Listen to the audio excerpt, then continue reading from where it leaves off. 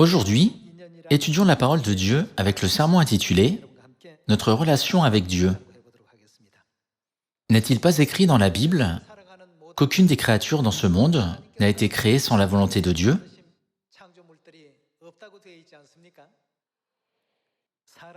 Cela inclut les êtres humains, les poissons dans la mer, les oiseaux dans le ciel, les animaux dans les champs et toutes sortes d'arbres. Que ce soit dans le monde des animaux, le monde des plantes ou le monde des êtres inanimés,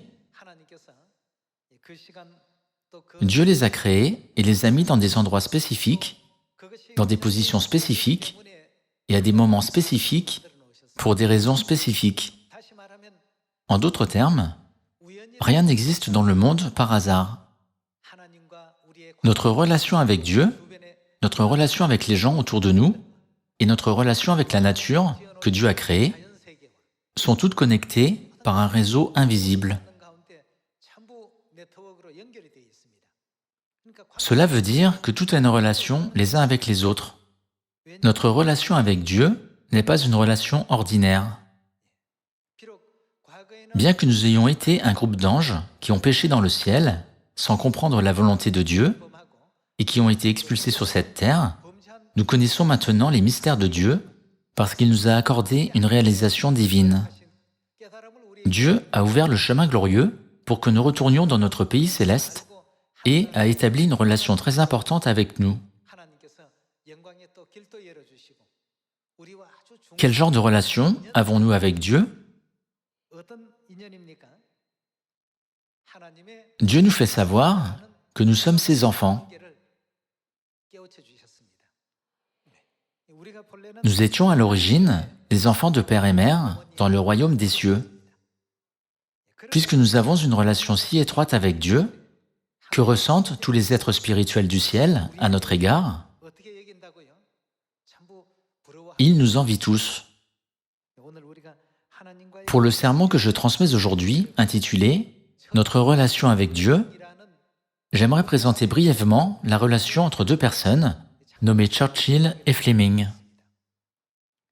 Il y avait un jeune homme, né dans une famille riche et noble du Royaume-Uni. Un jour, il a voyagé à la campagne. En marchant, il a vu un lac extrêmement beau.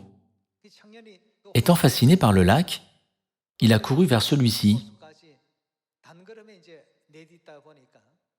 Cependant, il a glissé et est tombé dans l'eau. Puisqu'il n'avait jamais appris à nager, il s'est mis à se débattre dans le lac. Si personne n'était venu le sauver de cette situation difficile, il serait mort. Juste à ce moment-là, un jeune campagnard a sauté dans l'eau et lui a sauvé la vie. Cet incident a créé une relation très importante entre eux.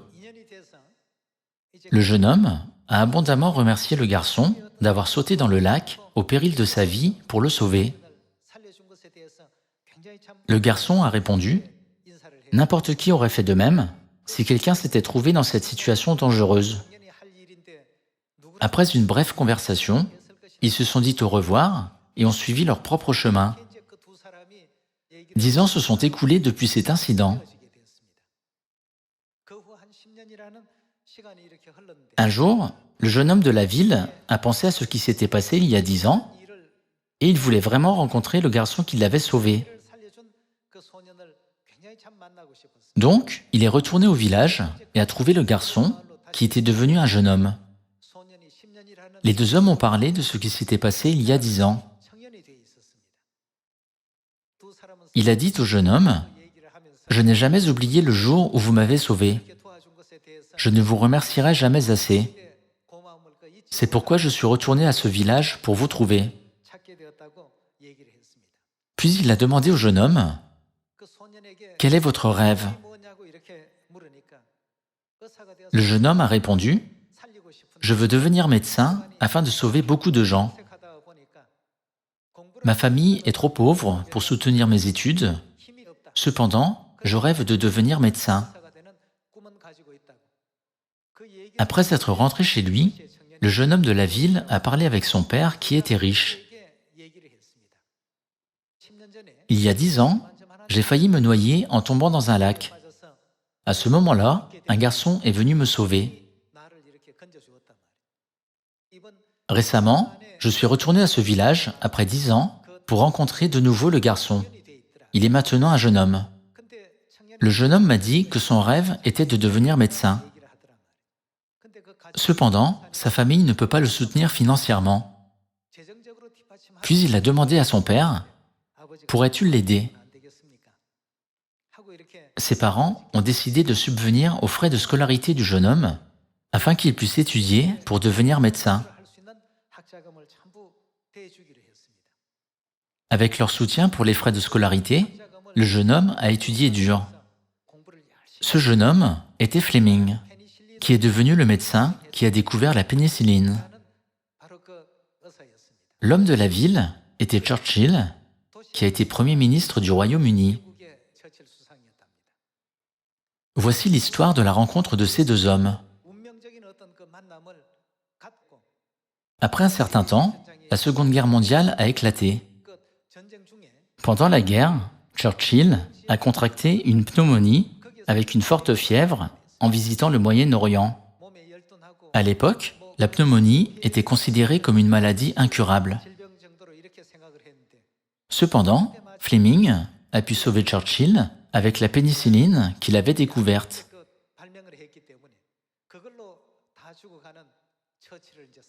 Nous pouvons dire que ces deux hommes sont des personnages historiques qui devaient se rencontrer. N'est-ce pas une relation très importante ? Fleming a pu devenir un médecin influent de renommée mondiale parce qu'il a rencontré Churchill. Et Churchill a été sauvé de la mort grâce à la pénicilline que Dr Fleming a découverte. Quelle relation importante ils ont eue pour changer la vie de l'autre ? Les gens peuvent dire, ces choses arrivent par hasard. Cependant, dans ce monde, rien n'arrive jamais par hasard.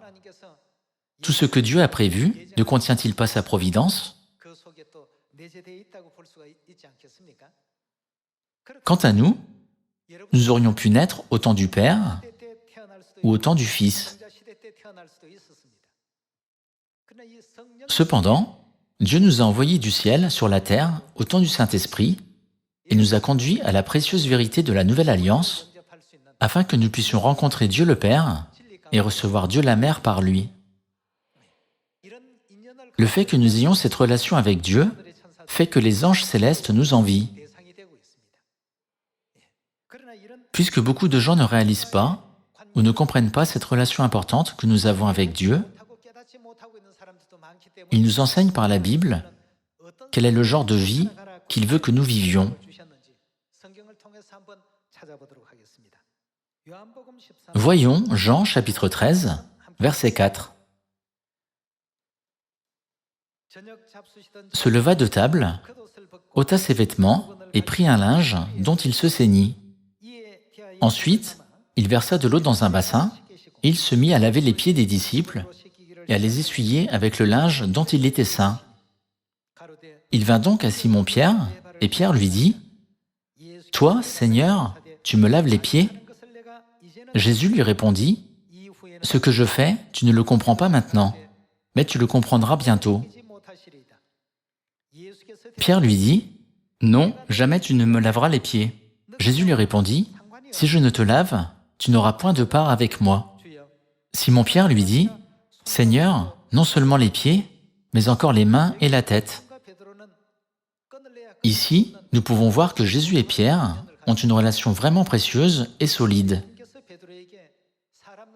Lorsque Jésus a dit à Pierre, « Je te ferai pécheur d'hommes, suis-moi », Pierre a immédiatement accepté la relation que Jésus lui a offerte. En laissant les filets et la barque, il a suivi Jésus, les yeux fixés uniquement sur lui. Il était un apôtre avec une telle grande foi. Avant de commencer la cérémonie de la Pâque, Jésus a d'abord tenu la cérémonie du lavement des pieds. Il a lavé les pieds de tous les disciples. Lorsqu'il était sur le point de laver les pieds de Pierre, Pierre l'a rejeté en disant « Non, jamais tu ne me laveras les pieds ». Cependant, qu'est-ce que Jésus a dit qu'il arriverait à leur relation s'il ne lavait pas les pieds de Pierre? Que signifie le fait que Pierre n'aura point de part avec lui? Cela signifie que leur relation spirituelle sera rompue. Pour nous enseigner cette question importante, d'établir la relation spirituelle ou de la rompre, Dieu a établi les statuts, les lois et les ordonnances de la nouvelle alliance. La cérémonie du lavement des pieds ne fait-elle pas partie de la règle de la Pâque? Jésus a dit « Si tu ne fais pas une partie de la cérémonie, toi et moi n'aurons point de part l'un avec l'autre. Notre relation sera rompue. » Voyons une parole de plus dans Nombre, chapitre 9. Chapitre 9, verset 1. L'Éternel parla à Moïse dans le désert du Sinaï, le premier mois de la seconde année, après leur sortie du pays d'Égypte. Il dit que les enfants d'Israël célèbrent la Pâque au temps fixé. Vous la célébrerez au temps fixé, le 14e jour de ce mois, entre les deux soirs. Vous la célébrerez selon toutes les lois et toutes les ordonnances qui s'y rapportent.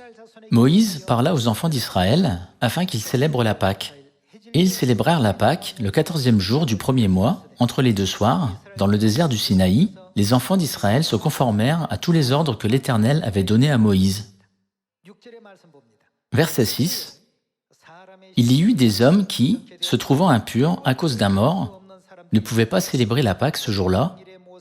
Ils se présentèrent le même jour devant Moïse et Aaron, et ces hommes dirent à Moïse, « Nous sommes impurs à cause d'un mort. Pourquoi serions-nous privés de présenter au temps fixé l'offrande de l'Éternel au milieu des enfants d'Israël » Moïse leur dit, « Attendez que je sache ce que l'Éternel vous ordonne. » Et l'Éternel parla à Moïse et dit, « Parle aux enfants d'Israël et dis-leur, si quelqu'un d'entre vous ou de vos descendants est impur à cause d'un mort, ou est en voyage dans le lointain, il célébrera la Pâque en l'honneur de l'Éternel. C'est au second mois qu'ils la célébreront, le 14e jour, entre les deux soirs. Ils la mangeront avec des pains sans levain et des herbes amères. Ils n'en laisseront rien jusqu'au matin, et ils n'en briseront aucun os.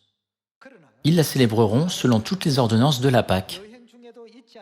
Si celui qui est pur et qui n'est pas en voyage s'abstient de célébrer la Pâque, celui-là, que lui arrivera-t-il? Il sera retranché de son peuple.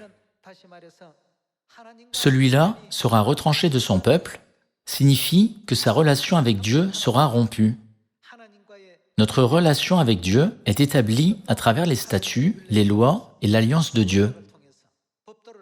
Pourtant, c'est aussi à travers les statuts, les lois et l'alliance de Dieu que notre relation avec Dieu peut être rompue.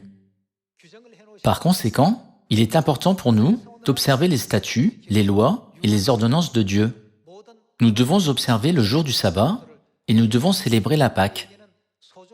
J'aimerais demander à tous les enfants de Sion d'obéir et d'observer les statuts, les lois et les commandements de Dieu que Dieu a fixés pour nous. En espérant que vous avez reçu beaucoup de grâce, j'aimerais conclure le sermon d'aujourd'hui. Merci beaucoup.